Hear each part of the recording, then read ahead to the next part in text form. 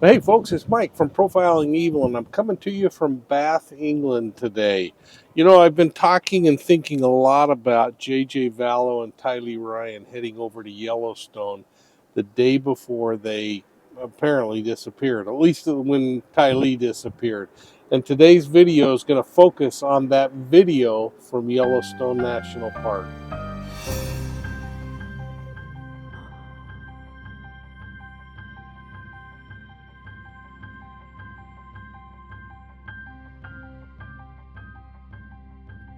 Well, hey, folks, again, I'm here in Bath, England. It's a beautiful place where the Roman baths were 2,000 years ago. It's an incredible city if you ever get a chance to visit here. You know, I've been hanging on to a video for the last 2 years of JJ and Tylee walking through Yellowstone National Park with their mother, Lori Vallow, now Daybell, and Alex Cox. I don't know who owns the video, but it was given to me by one of our channel members who searched through hundreds of hours of video in the park and found this particular video that showed them walking around. It's proof of the value of the citizen community and the true crime community, and it really is another reminder of something I've said over and again of how important it is for law enforcement to figure out a strategy to embrace and coalesce all of the information coming from the true crime community. Well, anyway, welcome to Profiling Evil, again from England here. I've been glued to the tweets, the reports, the commentary, everything that's been coming out from Boise, Idaho, and I'll bet you're doing the same thing. You know, I've taken a few days off from court TV for a little R&R, but that said, this thing continues to bug me and stir up emotions. So I hope you'll take a moment as we get rolling here, hit that like and subscribe button and ring the bell so you're getting all of our videos. Now, many of us have been scratching our heads of how a seemingly loving mother, if in fact it's true, this alleged killer of JJ and Tylee, could allow harm to come to them, and why they don't just give them up to other people for care. The question was powerfully shared by Lori Daybell's sister a few days ago as she testified about the disappearance of the kids and her frustration over the fact that somebody just didn't come to her and say, take the kids. Well, you know, there was a really important paper that was done years ago on the topic of filicide, and it was done by a Dr. Resnick, and this thing is a paper that talked about what kind of parent fit into certain categories when it comes to these kinds of homicides.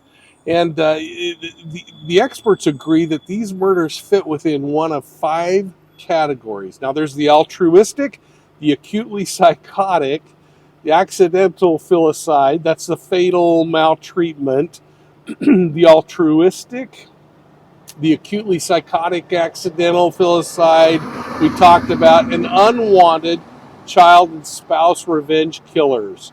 Now, all of these are really frustrating, and holy cow, I wonder if in the Daybell case, she might actually be forging some new ground here. And here's why. Most of us recall the 2001 murder of 5 children by Andrea Yates. That's a case where Yates was feeling overwhelmed by the depression she was feeling, the kids she was having. She had some mental illness going on. She felt like Satan wanted her to kill her own children. And while she was attempting to commit her own or take her own life, that thing failed. A psychiatrist was actually telling her that she ought to continue having kids. Now, I don't know the exact reason for that and how true that is, but that's what I read online. Well, this case is off the charts, in my opinion, because there are ex-husbands, possible co-conspirators, the wife of her new flame, all that die in the course of this investigation. It has been one wacky case to watch. There's this odd standard, though, out there that because she's a mother, she can't kill her kids. It's just not the case. There are mothers that kill kids all the time. Now, another outlier, though, in the Daybell murder case is that statistically, most mothers who kill their kids are under the age of 19, and Daybell certainly doesn't fit that scenario. Most have a high school diploma or less. And I don't know what Lori Daybell's education is. Maybe some of you can tell me. I don't know if she ever graduated from college. Frankly, I don't even know if Chad Daybell has ever graduated from college. I think his wife recently did graduate, Tammy Daybell, who again was murdered. Now, this thing gets a little difficult to hear as we talk about it, but the homicide of children in JJ and Tylee's age range is typically caused by weapons. So I want to talk about those 5 categories real quickly and just use it as a chance for us all to learn together. So let's just talk about altruistic filicides. These are committed out of love rather than anger or hate. And I'm going to remain really high level here as we discuss these, but I want you to think about each category as we think about Lori Daybell's case, if in fact she's responsible for these murders. So, do you think these children in some sort of wacky way were murdered out of love? That's a tough one. I want you to put your answers down below. I'm going to leave it for you guys to discuss and talk out. So the question becomes, could the perpetrators, Lori, Chad, Alex, if in fact they are truly responsible for these murders, could they have believed something like the children were possessed, like we're hearing about with this zombie talk and everything else that's going on, and committed these homicides thinking that they might be saving these kids' souls? That's a really interesting question, and one that they got to figure out. Now, I don't know if the defense is going to go there or not. Now, the next filicide category is suicide. That simply doesn't fit the case, and there's no way it was attempted by Lori or Alex. And frankly, they didn't do it as part of a suicide pact where they were going to kill themselves. Now, who knows what really happened to Alex? But again, I don't think it was suicide. Although he does have that comment of, you don't think they're setting me up, do you? That's really interesting. I guess the big question is, if they were suicidal, why was Lori dancing on the beach with Chad and getting married just a few weeks later? It just doesn't make sense. So the next one is to prevent or to relieve some kind of suffering that the kids were going through. This is maybe where a parent ends up killing a child to relieve them of the suffering that they're going through. Now, we know that JJ had autism. We know that Tylee was complaining of some chronic illnesses, but there is nothing to suggest that either of them were so infirmed by these kinds of things that they couldn't do anything else. Now, some experts are suggesting that this could be more spiritual rather than physical, and that they were there. There might be ample testimony to support the idea that Lori felt her children were possessed, and that she was sending them on to a better life. Or regardless, is that legal authorization to murder a child, and it just just doesn't fly. Well, I've wondered if the defense might suggest that Lori is having an acutely psychotic episode. This is where parents kill under the influence of hallucinogens or other psychotic disorders. This study, there was a study created back in 1927 where an epileptic mother placed her baby on the fire in the house and a kettle on the child's cradle, so completely got things mixed up. Even more recently in Sacramento, an epileptic woman placed her infant in a microwave during a moment of confusion.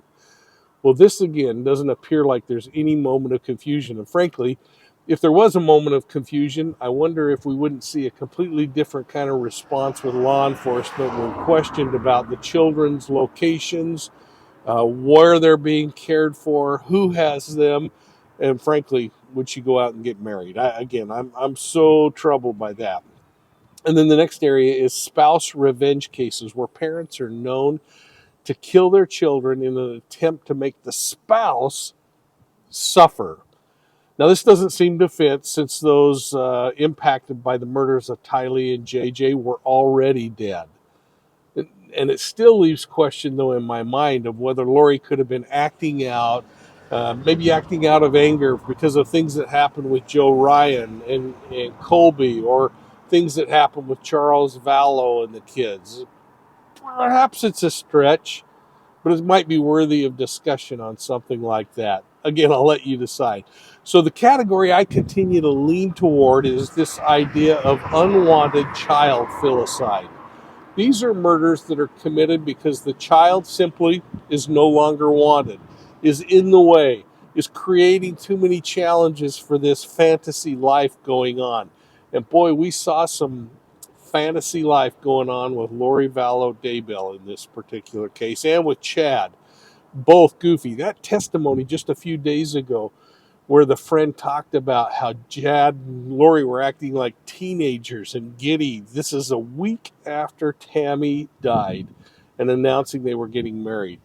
You know, one thing that I found really intriguing in those reports on filicide and on the police report is no crime is more likely to succeed with an insanity defense than a mother who has killed her children. Those have the best chance of surviving a trial. But I just don't see it happening in this particular case, folks. And I don't know what your thoughts are, but I hope you'll weigh in on it. It's unbelievable that a mother would do something like this.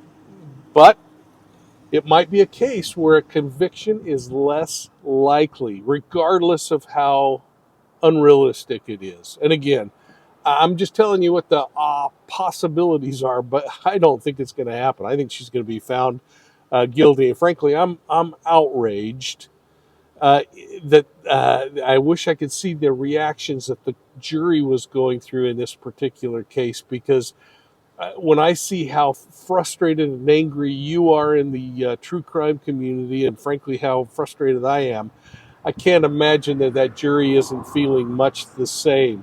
So I really hope the court, when we get to Chad Daybell's trial, if he doesn't plead guilty and try to get out of a death sentence, I hope that we're able to see that trial and the testimony that's coming out, the play-by-play as it's really happening. Well, hey folks, it's Mike from Profiling Evil, and I wanted to take a minute and tell you about our affiliate, Truthfinder. It's a company that I've been using for a couple of years to research cases and individuals. Now, Truthfinder uses publicly available information, but it brings it together in a way that provides answers quickly and concisely.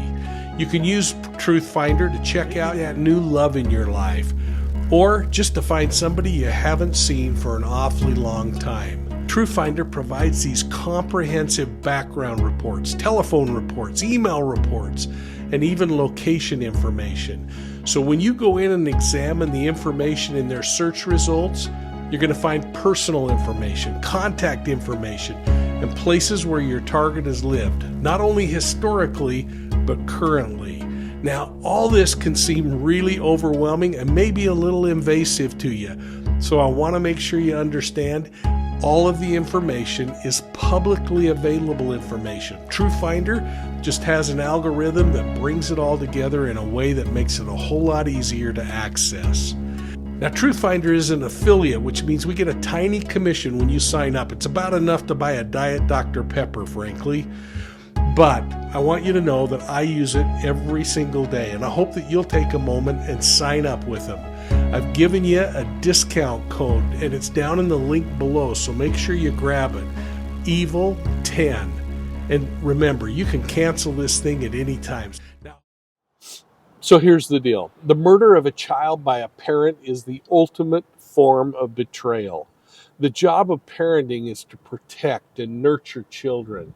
In the case of Tylee and JJ, something went incredibly wrong. You know, it makes me think of that mythical story of Medea, who murders her son. Well, actually, she murders her sons after learning that her husband was marrying another woman. She said, to die by another hand, more merciless than mine, would not be right. So she said, no, I gave life to these kids, and now no cowardice, no thought of how young they are, how dear they are, how when they were first born, not that, I will forget they are my sons. One moment, one short moment, then forever sorrow. I don't know. To us, it doesn't make sense. But in their wacky minds, it makes perfect sense. So with that, let's return to the testimony of Detective Rick Stewart, who took the witness stand a few days ago to share what he discovered when Lori Vallow, now Daybell, and her brother Alex Cox took the kids, JJ and Tylee, to the Yellowstone National Park. This was one day before they disappeared forever.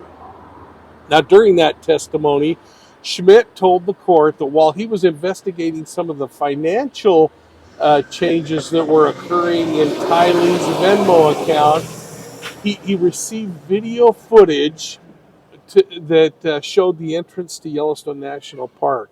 And it was there on September 8th, 2019, that he sees this blue Nissan Rogue, a silver Ford pickup, and a Jeep Wrangler. That's the Wrangler they were looking for. He obtained more video from Yellowstone National Park, but I don't know that he ever recovered this piece of video, even though it was forwarded on to law enforcement. The video shows Alex, Lori, JJ, and Tylee walking around in the park. Now we know it's them because the clothing's the same, and we have that photograph off of Lori's iCloud account that showed Alex lurking over the shoulders of the kids as they were getting pictures taken, and that one feigned photo of Lori with JJ. No other video has been shown in court that I'm aware of, and I've been racking my brain when to show this video, but we did show it during a live broadcast back then for a brief moment and then passed it on. But again, it's never showed up, and I can't figure out why. But here's what I think is so important in this thing. I think it's really significant because it shows Lori, Alex, Tylee, and JJ walking through the park. Now, it's not that significant that they were walking through because we know they were, but the thing that I find interesting is that I've walked along all those boardwalks where this video is showing with my children when they were small, and those wooden boardwalks are inches from these incredibly hot pots and thermal pools that are there. I have never walked along there without holding my children's hands as we walked along. I mean, that is such treacherous countryside right there. They call them hot pots for a reason. These things are over 200 degrees Fahrenheit. Now, reports suggest that at least 22 to 24 people have fallen and died inside of these pools, including just recently a young man who fell in and died inside there. They ended up finding a shoe floating in one of the hot pots recently, and that later was determined to be a 70-year-old from Los Angeles. Now listen, I'm going to replay this video, and I want you to watch as little JJ in particular is running along unaccompanied. Now, Tylee, I think, is being more of a parent than Lori and Alex, and frankly, it leaves me wondering, is it possible that they could have hoped that little JJ might stumble and fall or just make a bad decision into one of those hot pots and save them having to go through the process of this alleged murder? It really makes me wonder. So watch this and give me your thoughts.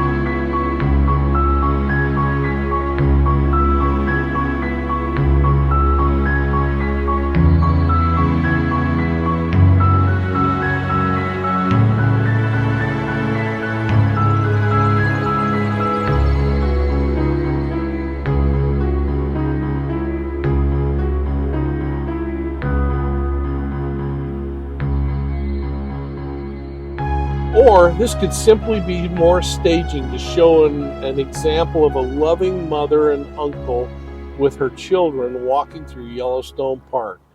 In the more nefarious side of the fence, it could be also the staging of trying to make it look like I'm a loving mother just before I end up killing my kids. So I want to know what your thoughts are on this video, folks. We're going to continue to explore cult behaviors as we go through this. Again, I'm just dialing in from England as I'm traveling around over here. I'll be back on Court TV next week on a regular basis. But I wanted to get this video out because I couldn't get this thing out of my mind. Now, I hope you're catching our story map. In fact, I want to play just a short clip about story maps for you. Hey folks, it's Mike from Profiling Evil, and I want to just take a quick minute to remind you about the Chad and Lori Daybell story map. You can find it at profilingevil.com under story maps, and I hope you'll go over and visit it. It gives you a chance to go through and kind of explore this case from beginning to end. Has all kinds of information about those first hearings, about what happened.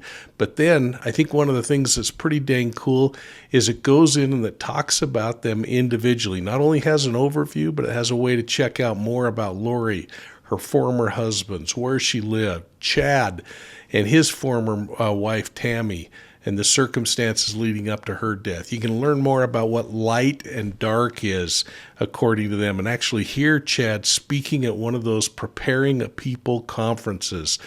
You can go into other family members like Stacy Cope, Joseph Ryan, Charles Vallow, Alex Cox, JJ and Tylee. You can look at the court processes, and you can get a little more information about Profiling Evil. So again, I hope you'll go back and check that out. Now let's get back to the program.